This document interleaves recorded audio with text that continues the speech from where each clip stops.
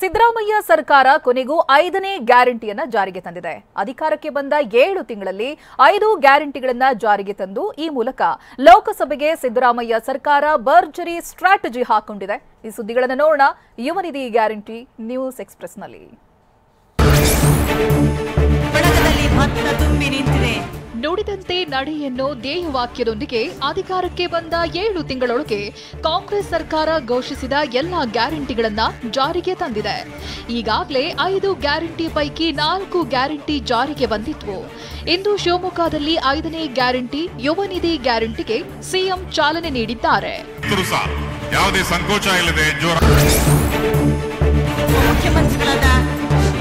ಶಿವಮೊಗ್ಗದ ಫ್ರೀಡಂ ಪಾರ್ಕ್ನಲ್ಲಿ ನಡೆದ ಅದ್ದೂರಿ ಸಮಾರಂಭದಲ್ಲಿ ಸಿಎಂ ಸಿದ್ದರಾಮಯ್ಯ ಮತ್ತು ಡಿಸಿಎಂ ಡಿಕೆ ಯುವ ನಿಧಿಗೆ ಚಾಲನೆ ನೀಡಿದ್ರು. ಕಳೆದ ಡಿಸೆಂಬರ್ 26ರಿಂದ ಯುವ ನಿಧಿ ಯೋಜನೆಗೆ ನೋಂದಣಿ ಪ್ರಕ್ರಿಯೆಗೆ ಚಾಲನೆ ಸಿಕ್ಕಿದ್ದು ಸುಮಾರು 65,000ಕ್ಕೂ ಹೆಚ್ಚು ಪದವಿ ಹಾಗೂ ಡಿಪ್ಲೊಮಾ ಅಭ್ಯರ್ಥಿಗಳ ಖಾತೆಗೆ ಹಣ ಸಂದಾಯ ಮಾಡಲಾಯಿತು.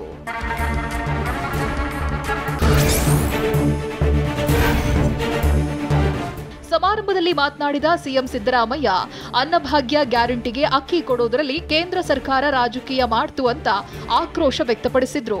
ಆದ್ರೆ 5 ಕೆಜಿ ಅಕ್ಕಿಯ ಬದಲಾಗಿ 170 ರೂಪಾಯಿ ಕೊಡ್ತಿದ್ದೇವೆ ಅಂತ ಹೇಳಿದ್ರು. ಅನ್ನಭಾಗ್ಯ ಕಾರ್ಯಕ್ರಮ ಅದರಲ್ಲೂ ಗೊಂದಲ ನಿರ್ಮಾಣ ಮಾಡಲಿಕ್ಕೆ ಪ್ರಾರಂಭ ಮಾಡಿದ್ರು. 10 ಕೆಜಿ ಕೊಡ್ತೀವಿ ಅಂತ ಹೇಳಿದ್ರು, ಕೊಡ್ಲಿಲ್ಲ.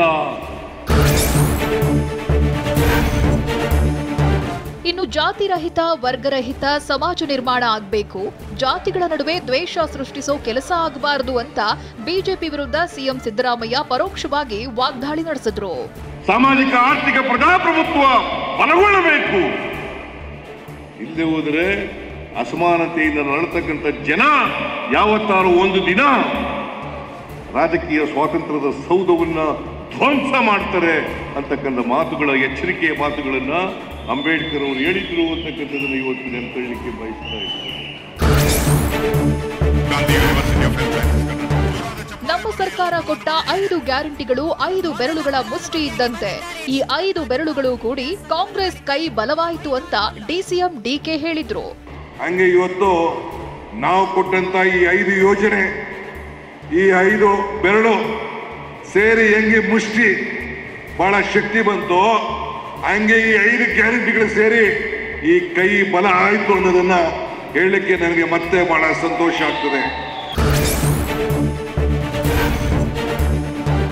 ಅಂದಹಾಗೆ ಯುವ ನಿಧಿ ಗ್ಯಾರಂಟಿಗೆ 2022-23ರ ಸಾಲಿನ ಪದವೀಧರ ನಿರುದ್ಯೋಗಿಗಳು ಅರ್ಹತೆ ಹೊಂದಿದ್ದಾರೆ. ಅಂದ್ರೆ 2022-23ನೇ ಸಾಲಿನಲ್ಲಿ ಪದವಿ ಅಥವಾ ಡಿಪ್ಲೊಮೊ ಉತ್ತೀರ್ಣರಾದ ವಿದ್ಯಾರ್ಥಿಗಳು ಅರ್ಹರಾಗಿದ್ದು ಒಟ್ಟು 5,29,000 ವಿದ್ಯಾರ್ಥಿಗಳು ಯುವ ನಿಧಿ ಫಲಾನುಭವಿಗಳಾಗಿದ್ದಾರೆ. ಪದವಿ ಉತ್ತೀರ್ಣರಾದ ನಿರುದ್ಯೋಗಿಗಳಿಗೆ 3,000 ರೂಪಾಯಿ, ಡಿಪ್ಲೊಮೊ ಉತ್ತೀರ್ಣರಾದ ನಿರುದ್ಯೋಗಿಗಳಿಗೆ 1,500 ರೂಪಾಯಿ ಸಿಗಲಿದೆ.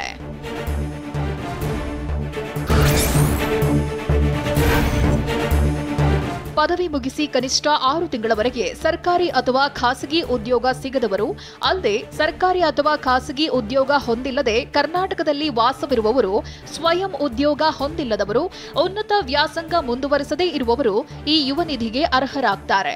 ಇದಕ್ಕಾಗಿ ಎಸ್ಎಸ್ಎಲ್ಸಿ, ಪಿಯುಸಿ, ಪದವಿ, ಡಿಪ್ಲೊಮಾ ಪ್ರಮಾಣ ಪತ್ರವಿರಬೇಕು.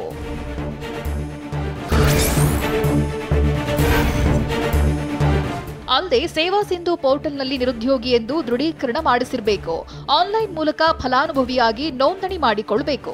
ಬೆಂಗಳೂರು 1, ಗ್ರಾಮ 1, ಬಾಪೂಜಿ ಸೇವಾ ಕೇಂದ್ರದಲ್ಲಿ ನೋಂದಣಿ ಮಾಡಿಕೊಳ್ಳಬಹುದು. ಅರ್ಹ ಫಲಾನುಭವಿಗಳು ಉಚಿತವಾಗಿ ಅರ್ಜಿ ಸಲ್ಲಿಸಬಹುದು.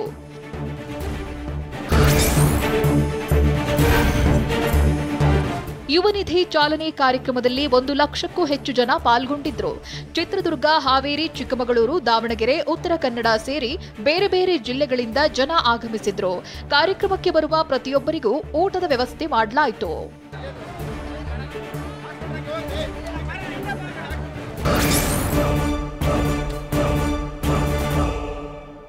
ರಾಜ್ಯದಲ್ಲಿ ರಾಮ ರಾಜಕೀಯ ಜೋರಾಗಿದ್ದು ನಾನು ಕೂಡ ಅಯೋಧ್ಯೆಗೆ ಭೇಟಿ ಕೊಡ್ತೇನೆ ಅಂತ ಸಿಎಂ ಸಿದ್ದರಾಮಯ್ಯ ಹೇಳಿದ್ದಾರೆ.